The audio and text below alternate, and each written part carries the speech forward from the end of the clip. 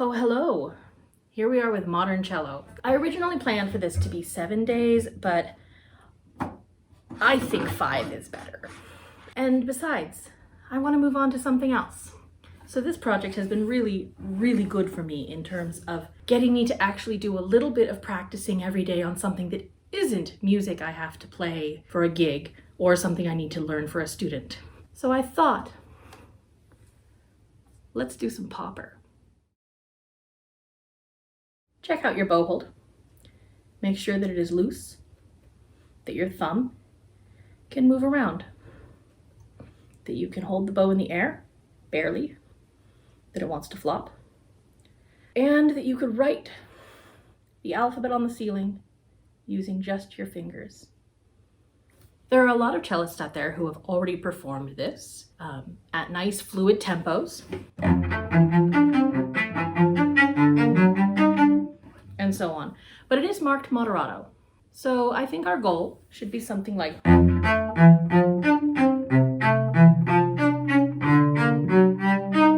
about that speed, because you want to be able to put your brain in both of your hands, if not at once, at least alternating from left to right very quickly. Let's start by looking at the string crossings.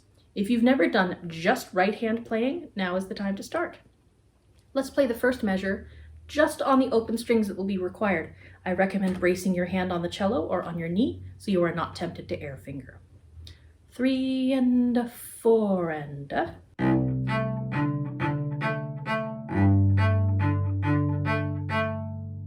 Your forearm should feel very balanced from the elbow, with the right hand just holding onto the bow and the bow being balanced between your hand and the cello itself.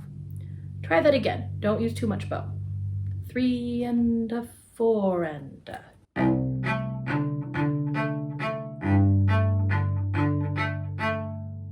The action of the right hand should be more of a scoop than a stroke. You're not just drawing the bow across the string, you are gripping into it with the cuticle of the horsehair that you have slathered with dusty rosin to make it sticky. So you are gripping it and then releasing it. It's a bite release in a very tiny moment. Try it again. 3 and a 4 and a.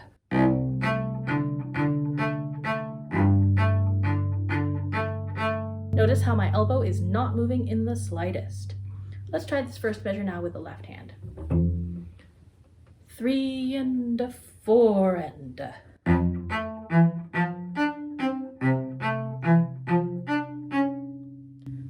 As you can see, my hand is also barely moving.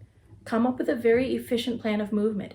You do not have to have the whole hand on each string that you have the finger on. That is excellent for when you are first starting out and you don't want your fingers to fly, but if your fingers are close to the fingerboard, they can be left behind.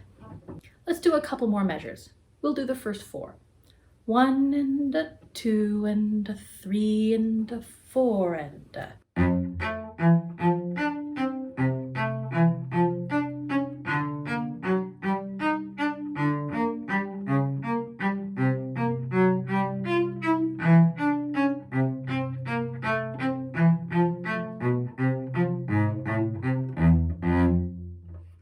So I think I might leave it here, but that is our first concept, is the grippy, scoopy bow and the clinging fingers to the fingerboard, that you're not flying off and you're not trying to move the whole hand all at once when all you need is a finger.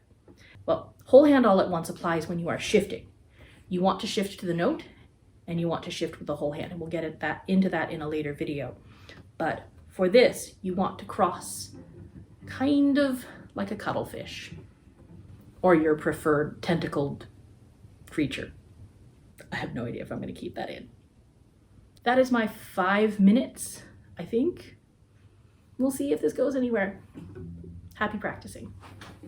So definitely let me know in the comments if this was helpful and enjoyable, because I rather enjoyed doing it, even if I didn't really enjoy editing and constantly adjusting the volume levels for voice versus instrument. But if you liked it, I can continue it, and if you didn't like it, I might still continue it anyway. Happy practicing!